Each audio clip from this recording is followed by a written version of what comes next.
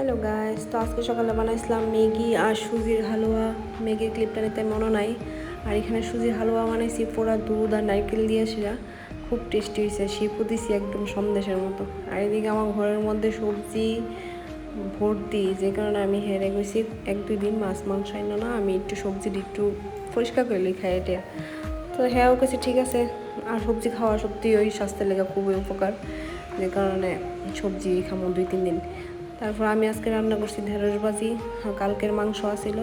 তো এদিকে বসাইছিলাম ভাত আর লাউ দিয়া মুগ ডাল দিয়া বসাই এসেরা। হে আমার কইছিল গাছটি এক সপ্তাহে একদিন রৌদ্রে দেওয়ার লিগা। তো যে কারণে আমি একটা একটা করে গাছ নিয়ে রৌদ্রে দিতে আসলাম।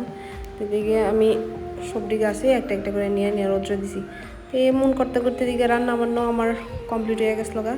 তারপর এদিকে সবজি গাছও বাইর করে এসলাম। বাইরে এসে সবজি গাছের মধ্যে জল স্প্রে করেছি। আর ঘরের দরজার সামনে যে 2টা গাছ আছে এটির মধ্যে সারাদিনই আলো বাতাস লাগে, যে কারণে এই 2টার আর এক্সট্রাভাবে দিছি না কিছু। আর ঘরের মধ্যে যেগুলো থাকে এগুলোর বাইরে করে দিছি, আর প্লাস জলও দিয়ে দিলাম। আর এদিক দিয়ে প্রয়াগ চেস নিয়ে রেডি, খেলতাম বইতাম। ঠিক আছে, আমি খেলি। বাই বাই সবাইকে।